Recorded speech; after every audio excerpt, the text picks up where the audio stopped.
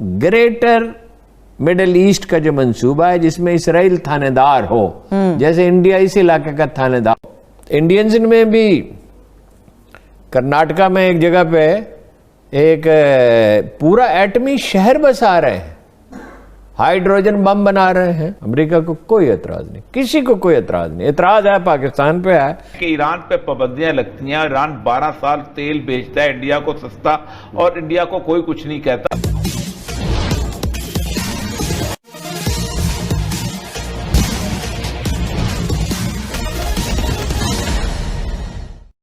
भारत की दिनों दिन बढ़ती ताकत से पाकिस्तान परेशान है और उसका आका चीन भी परेशान है, जिसकी चर्चा पाकिस्तान की मीडिया में अक्सर हुआ करती है। आज के इस वीडियो में भी पाकिस्तान के एक मशहूर राजनीतिक विश्लेषक उसी तरफ इशारा करते हुए कहते हैं कि अमेरिका आने वाले दिनों में भारत को विश्व में एक महाशक्ति के रूप में देखना चाहता है। मशहूर विश्लेषक हारून रशीद का आगे क्या कहना है, आइए सुनते हैं। ग्रेटर मिडिल ईस्ट का जो मंसूबा है जिसमें इसराइल थानेदार हो, जैसे इंडिया इस इलाके का थानेदार। तो इंडियंस में भी कर्नाटका में एक जगह पे एक पूरा एटमी शहर बसा रहे हैं, हाइड्रोजन बम बना रहे हैं, मिसाइल टेस्टिंग ग्राउंड्स बनाई है, एटम बम के टेस्टिंग ग्राउंड्स बनाई हैं, और पूरा एक नेटवर्क बना रहे हैं। वो उनका सिविल न्यूक्लियर एग्रीमेंट है अमेरिका के साथ, और 8 उनके जो रिएक्टर हैं वो इस मुआहदे से मुबर्रा हैं, आज़ाद हैं, जिसमें वो अफजूदगी कर रहे हैं। इंडिया जो कुछ कर रहा है उस पर नहीं है। और अब वो एक नया एटमी रिएक्टर बना रहे हैं। कैपेसिटी इस वक्त भी उनकी बहुत है, वो फिज़ा से कर सकते हैं, ज़मीन से कर सकते हैं, आप 2 से कर सकते हैं। सेकंड स्ट्राइक की उनकी कैपेसिटी है। अब वो नया वो बना रहे हैं एटमी रिएक्टर एक दूसरी जगह पे, उस पर कोई यूरोप को एतराज़ नहीं, अमेरिका को कोई एतराज़ नहीं। मगर फिर भी दबाव ईरान के ऊपर है, किसी को कोई एतराज़ नहीं। एतराज़ है पाकिस्तान पे है, मगर फिर भी ईरान पे दबाव है, पाकिस्तान पे दबाव डालने की कोशिश है। जो इस हद तक हैं कि ईरान पे पाबंदियां लगती हैं। ईरान 12 साल तेल बेचता है इंडिया को सस्ता, और इंडिया को कोई कुछ नहीं कहता। वो क्या चाहती है? यही चाहती है ना। जो लोग ये हैं कि मार हम खाते हैं, 70,000 लोग हम मरते हैं, तो वॉर ऑन टेरर में नॉन नेटो अलाई हम होते हैं, और अफगानिस्तान में इंडिया होता है। वो क्या चाहती हैं? यही चाहती हैं कि इंडिया को एक ऐसा इंडिया बना दिया जाए जो चाइना को कंटेनमेंट के अंदर काम करे।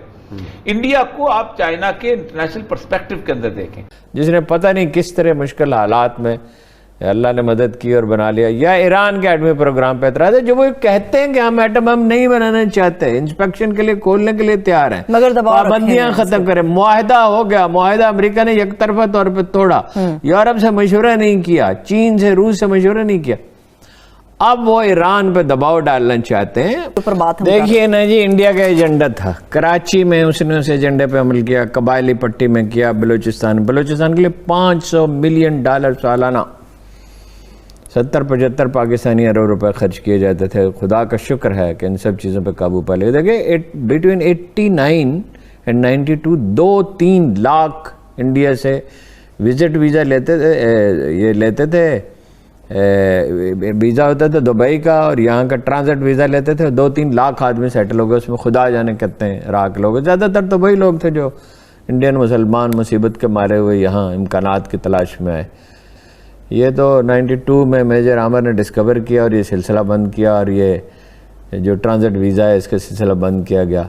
और ये तो मतलब बरतानिया ने उनको बचा लिया। अल्ताफ़ हुसैन का मामला तो खुल गया, तो सारी शहादतें सामने आ गई थी। ये फारूक सत्तार भी जब MKM पाकिस्तान बनी है तो सबसे पहले सवेरे उठते अमरीकी कौंसल जनरल से मिलने के लिए गए थे। इनके लिए जनूबी अफ्रीका में पनाहगाहें बनाई। अमेरिका और बरतानिया आज़ादी से इन्हें वीज़े देते थे, फरावानी से। अपना फार ईस्ट के मुल्कों में इनके लिए पनाहगाहें बनाई। देखिए कब से ये सिलसिला शुरू है। GS के लोगों को तरबियत दी इंडिया में, राह ने पूना से लेकर मुंबई तक कैंप लगाए गए थे। मुंबई कहा जाता था, उस वक्त तो बॉम्बे कहा जाता था। हाँ। बॉम्बे तो फिर उन्होंने दादू की पहाड़ियों में इन लोगों को तरबियत दी, फिर भी ये फ़िरकावारियत जो है, लिसानियत जो है, इसको फ़रोग़ दिया गया। और आगाज़ तो ज़्यादती का पीपल्स पार्टी ने किया, कोटा मुकर्रर किया, उस पर कभी अमल भी नहीं किया। कोटे पे भी जो है देही आबादी के लोगों को कर लिया, पब्लिक सर्विस कमीशन को तबाह कर दिया।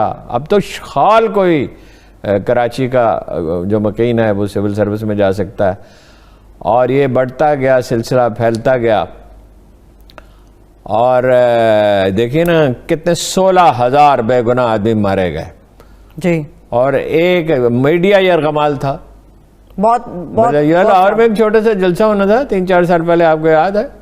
जलसा होना तो 3 दिन तक टीवी सारे यरगमाल थे सारे दिन, और ग्राउंड इतनी थी कि 5,000 से ज्यादा लोग नहीं संभाल सकते। किसी की हिम्मत नहीं होती थी कि काट के किसी और मामले पे चले जाएं। और वो घंटों उसकी पब्लिसिटी जारी रहती थी।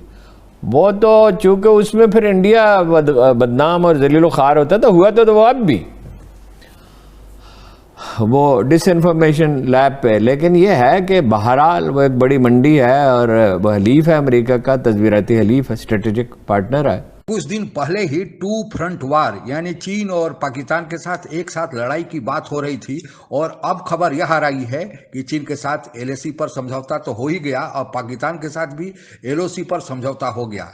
दरअसल चीन तथा पाकिस्तान दोनों के साथ सीमा पर शांति बहाल रखने के लिए भारत के साथ पहले से ही एक समझौता मौजूद है। जहां चीन के साथ यह समझौता 1993 में हुआ था, वहीं पाकिस्तान के साथ यह 2003 में हुआ था। पाकिस्तान इस समझौते को अपने ढंग से पालन करता है। आप लोगों को ज्ञात ही होगा कि पाकिस्तान के साथ हमारी 3323 किलोमीटर की अंतर्राष्ट्रीय सीमा रेखा है और 740 किलोमीटर की LOC है। यह 740 किलोमीटर का LOC जम्मू कश्मीर के साथ गुजरता है। जम्मू कश्मीर में आतंकवादियों को प्रवेश कराने के लिए पाकिस्तान सीमा पर अनावश्यक फायरिंग करता है, ताकि आतंकवादियों को एक तरह से कवर दिया जाए, ताकि भारत में वे प्रवेश कर जाएं और जम्मू कश्मीर में फिर अपना वह एजेंडा पूरा कर सके।